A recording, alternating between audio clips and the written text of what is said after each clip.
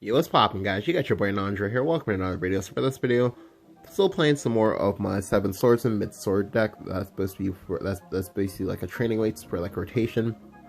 So I was gonna show you guys 5 games, but unfortunately the replays for 2 of the games aren't working.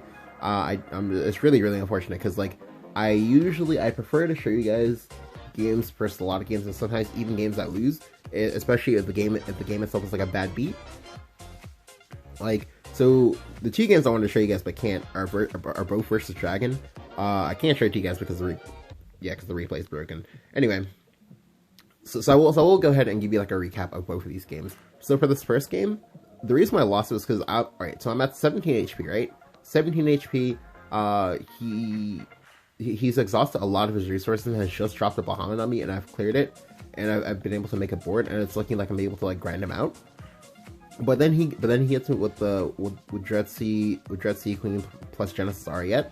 The issue with this is that like any Dragon player worth their salt, like they'll straight up tell you that like they don't like using the Ariette version of this combo, and that they prefer the Erd one. So I was only playing around the Erd one because the Erd one is more commonplace. Like again, if people are telling you that the Ariette is the stronger or like more commonplace one, well, those people will be like incorrect.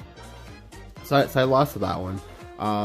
For the next Dragon game, the reason I lost to that one, this was actually a little bit more tilting, is I'm in a spot where again I can grind him out if I need to, but then I finally stopped warding for once because I was put into an awkward spot where like if I ward, I get wrecked by Bahamut if I can't top tick an answer, whereas if I have the ward, I can go ahead and keep it going. But the first turn I stopped warding, he's able to go Forte Erd and kill me in a deck that did not look at all like it had Forte Erd, because he had like double Odin or something like that, which helped him out a lot. Like otherwise he would have been like grinded out. But yeah, I mean, like, these are unfortunate, but you know, they happen. And I also want to point out that these are more akin to bad beats, and thankfully I do have a Dragon game where I can kind of like show exactly what it is that I say when I say that, like, or sorry, what it is I mean when I say that like Sword, in my opinion, doesn't really have a bad time versus Dragon. So let's go ahead and share the first game, which is Haven. So this game was actually really funny. This game, I'm really glad I got to share this, because like this one, it showcases why Hedgehog is so ridiculous and why Hedgehog is so criminally underrated.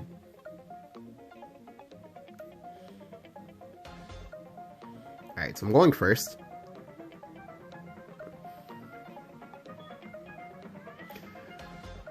I just full keep my hand. I'm playing like 10 different 3-drops. Like the odds that I don't pick up a 3-drop is like really low. So I'll just full keep. My opponent also full kept as well, so I have no idea what that means by him full keeping. I'm assuming that means that like his hand is like triple scripture or something like, or sorry, double scripture plus like Priest of the Cudgel, which is like scary. I mean, if he has that, you know, he has that, but right now, like on ladder, what's more popular is Stormhaven. So here, when he plays with the Goblin, I now know immediately what he is. He's neutral Haven, so this is great for me. I also pick up a Shield of Flames, so this is amazing. Now, most likely these neutral decks, they usually don't keep scripture. What they usually keep is a hand of multiple neutrals plus like Lion. So what's gonna happen here is he's probably gonna play a 2-drop. Yep, there's his 2-drop. So now I take 1 damage, but in exchange for taking that 1 damage, I'm about to win the game. So here I go ahead and Shield of Flame, and then trade. So now my Hedgehog got 2 procs, is now a 3/2, which means any creature he plays, doesn't matter what creature it is going to die here. I also have Jenna just chilling in the back, but here he plays a Pureheart Singer to draw a card. That's not good for him, because now I can just go ahead and just go Geno, clear it up, he draws a card, but I have a 4/2, I smack him in the face with my 4/2 Hedgehog, and now suddenly I have 2 4/2s in play. The crazy, or I guess scary thing about this is that like, he just used Illyrio, 2, if he... Even if he had a 2 attack unit or something like that, in order to make this a 4/1 Geno and then a 4/2 Hedgehog, he would have to like evolve his Lyrio and then suicide. Like that's just really funny to me. But yeah, like I mean, like the damage is already done. Like sure, he drew a card, but like value just means he lost. Yep, he just concedes.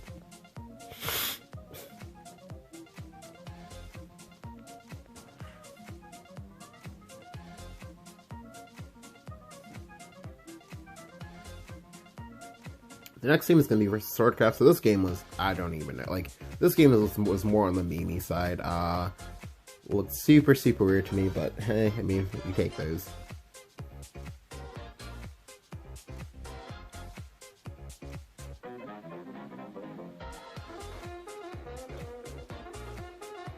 So versus sword, I feel like my list is like a little bit more favored because like even if they are like playing like Mars or things like that, like you can still beat those things out as long as you have like smart play and you make sure that you don't get like overwhelmed. So I'll toss back the Albert. Like Albert is a card I never want to see early. I kept the 3 and the 4 because like I'm playing so many 2s. The odds that they don't like find a 2 is like pretty low. I mean that's a 2, so I mean that counts sort of. Here he plays up Perseus. I'm like, okay, that's fine. I pick up Kahulin. I'll play up the Kahulin. I'll go ahead and trade. Now I made this trade here because I'm assuming that he's like aggro. But when he passes on 2, I'm like, okay, maybe he bricked his aggro. This is great for me. I'll take that. I'll play up the Grimnir here. Now the Grimnir is scary because the Grimnir means that like any 3-drop he plays, if it's not White Paladin, is going to die, and my general will be behind a ward. And Sword criminally doesn't have swing card evos, so it means that I'm in a position to win because I can just go Geno into White Ridge into Lion Champion. You don't come back from that, like. But unfortunately, he does have the White Paladin. This is unfortunate for me, but this is still fine. So what I'll do instead is I'll go Bladed Hedgehog into Shield of Flame. So this is great for me because now my Hedgehog is he's starting to like accrue stacks, and this is great. Stack them up, baby. So here he goes Whole Tilt Swing, so I'm expecting him to have like double Whole Tilt Swing here, but he doesn't actually have it. To be honest with you, I didn't like this play of using the Whole Tilt. The reason why I didn't like it is because like it'd be a lot better for it to just like kind of like bait me into like wanting to trade here. But now I know that I can never trade, and I'm just gonna go ahead and I'm just gonna evolve my White Ridge to clear up your 3/1. I now suddenly have a 4/5 in play with Bane, which means that like now it's the best possible spot. Is the best possible spot for me because like if he wants to clear both of these units, and he has to clear both of these units, he has to go ahead and make a play like evolve Albert to trade into this. So he'll lose an Albert, he'll lose an evolve, and he lost like board position, which frees me up to play out the Lion Champion. So you see what I mean by the whole like you kind of like tax their answers. Luminous Mage isn't enough to clear this because Luminous Mage he has to evolve the Luminous Knight, and he has to trade in 2 units. So that's great for me. I mean, I will take that any day of the week. So I'll go face for 3 because there's no point in trading. But here he goes Onslaught. I was not expecting this at all. I was really, really surprised.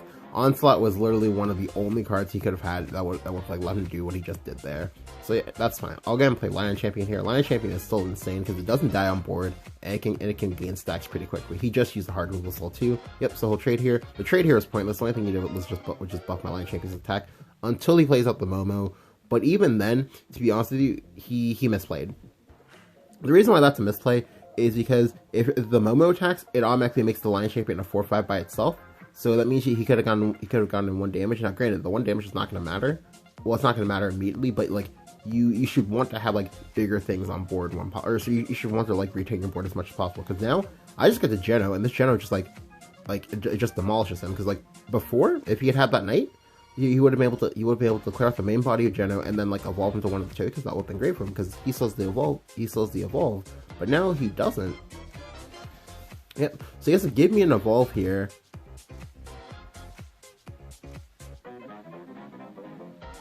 Yep, he makes a trade. Will he make another trade? Yep, he makes another trade because he's scared. But this is great for me. This is actually the best possible spot. Well, this is one of the best possible spots for me to be in. So what we'll see me do here is we'll see me go Axestrayer. Like this Axestrayer is literally going to destroy him because now it's only a 7/5.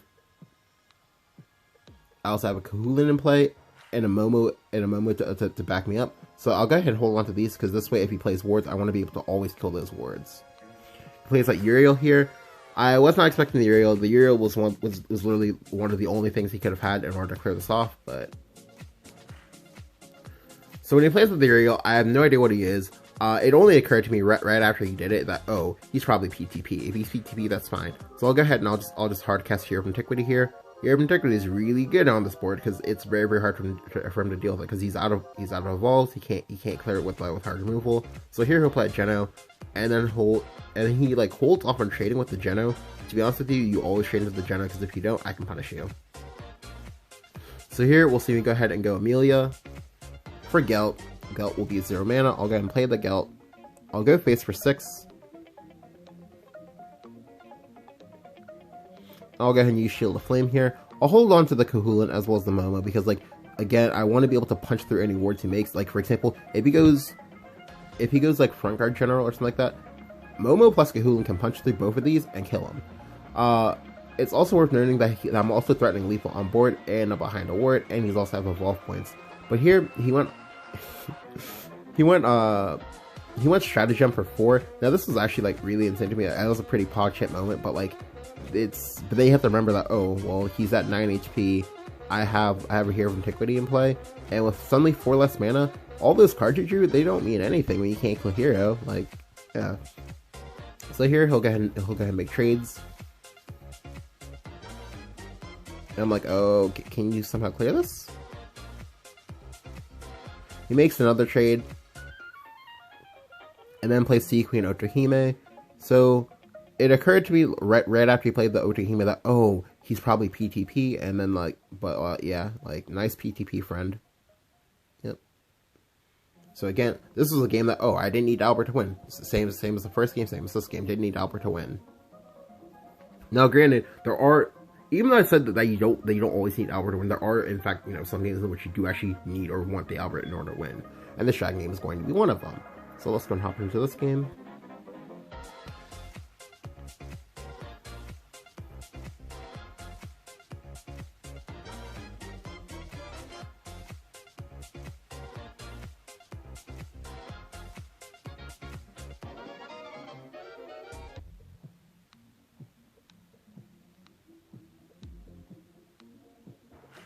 Alright, so I believe I'm going first.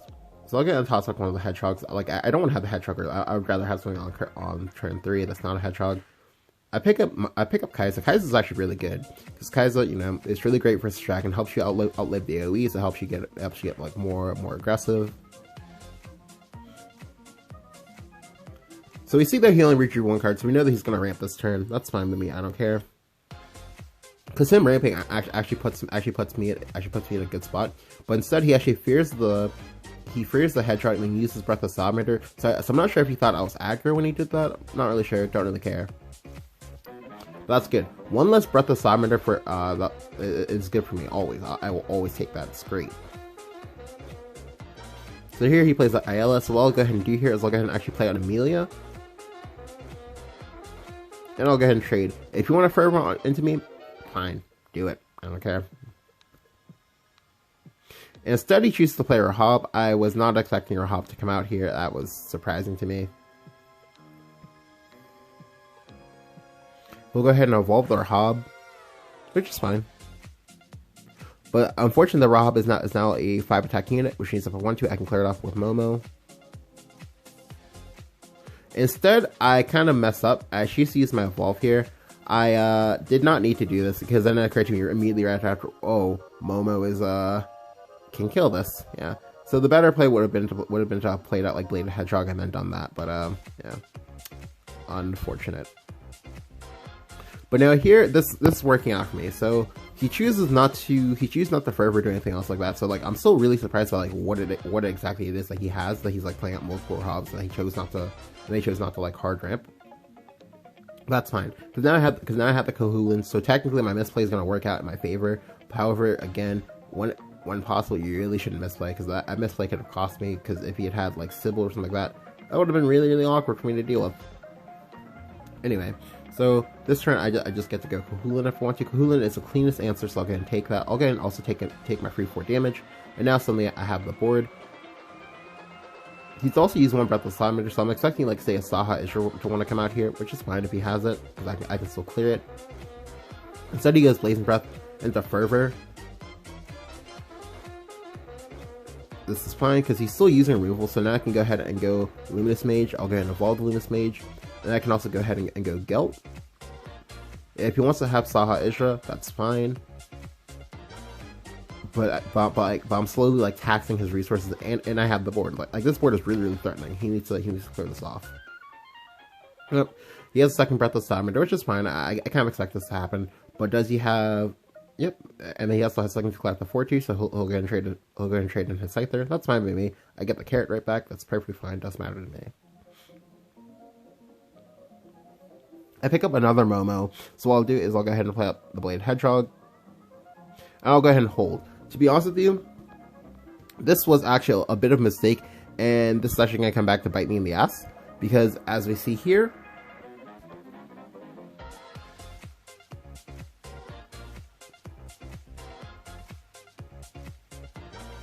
he was actually Satan Dragon. So this is actually going to be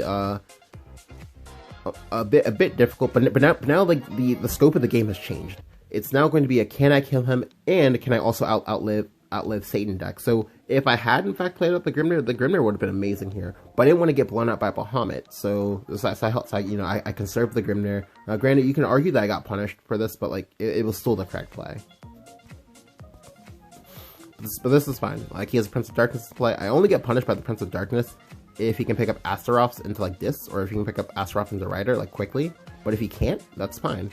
So now I will go ahead and I will actually go ahead and play up the Grimnir this time. I'll play it out because I need to block my face from Rider shots. He goes ahead and Fervors here. That's fine. Into a Servant of Darkness, that's fine too. I'll actually go ahead and use the Evolve here. So you might be wondering why he chose to give me his last Evolve. But he actually was forced to give me his last Evolve, because if he doesn't, he actually dies to Albert. So this is good for me, because now the game state has accelerated quite a bit. Can I stall him out for 6 turns in order to avoid dying to Astaroth plus like this? If I can, that means I win the game. Because this is also his last Evo, this also means that now half the cards that are sorry, about 1/5 of the cards that he would draw from the Satan deck are now useless. Like if you ever draw Serpent, that's a dead draw because he doesn't have an Evo to support it. He also most likely doesn't have Bahamut in hand, because I now know that he has like 3 Satan cards in hand. So the odds of him having Bahamut are very, very low. I'll go ahead and trade here. That's fine by me. I don't care. I'll take it. And now what I get to do here is I get to go Momo. I'll go ahead and extend a little bit into the Bahamut, because I'm not expecting it to want to come out, because like I felt like he didn't have it, and again I want to have a ward in order to block my face from Rider shots. But unfortunately, he did actually have the Bahamut, which is bad for me, because it meant that like I overextended and I can die because I did something stupid. But now I go ahead and I go Bladed Hedgehog. For those of you keeping track, we now know that he has 3 Satan cards in his hand, and he has 3 more real cards in his hand. So this means that there's a strong chance that he doesn't have multiple Bahamuts. So what I'll go ahead and do here is I'll go ahead and trade with the Momo, which lets me clear out the Baha. And now yet again I'm threatening lethal. He has to be able to clear both these units. If he can't, he dies. Here he plays the Israfil. So the Israfil was very, very scary, because like yet again it just barely pushes him out of lethal range. But now, yet again, from the Satan tracking, we now know that like that 4 of the cards in his hand are Satan deck cards, which means that like if he has a Baha, the Baha has to be like his last 2 cards. But we just saw him use the Baha before he had like Satan transitioned. I believe he still had like 20 something cards left in deck. So there's a strong chance that like he does have multiple Bahas here. Otherwise he would just like slammed it down. So I'll go ahead and hit him in the face, and then drop him down to 8. So he's very, very close to dying here,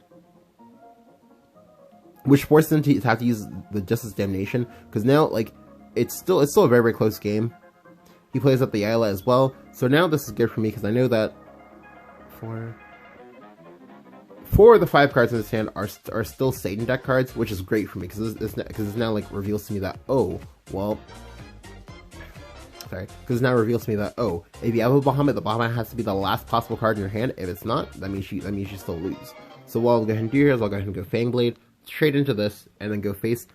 I make this play because it's one, it's the best line, and 2, it pushes them right back into Albert range. I haven't had to use my Evo, so he's still under the pressure.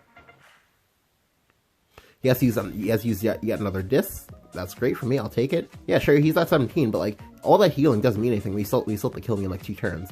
So now what I'll go ahead and do is I'll go ahead and play out Geno.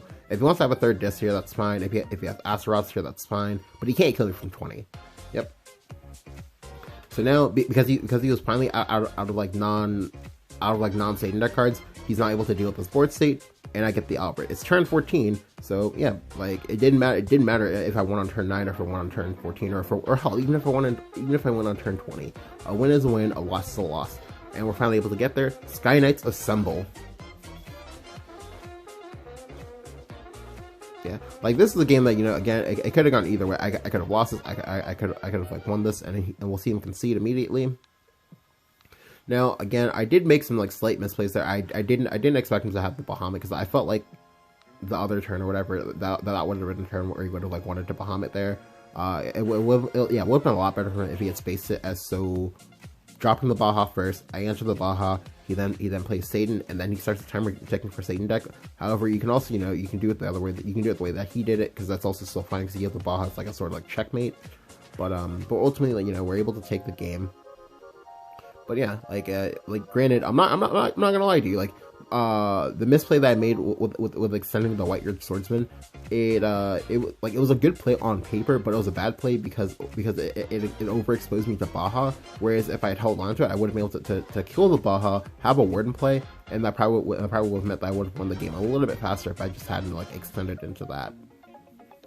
But like the deck is very, very powerful. Like it feels a lot of fun to play too, because like you have a lot of different options, and like all of your cards feel like impactful, and it feels like you're getting to do things. Now, unfortunately, I didn't get to show off the usage of Barbosa in any of these games, but I do still plan on playing some more of these games, probably tomorrow, probably later today if I get the dailies to accommodate it. But yeah. If you enjoyed the video, go and leave a like, go and hit subscribe button if you haven't. Let me know what you think about 7 Swordsmen, mid sword down in the comments below. Thank you guys for watching, I'll catch you guys next time.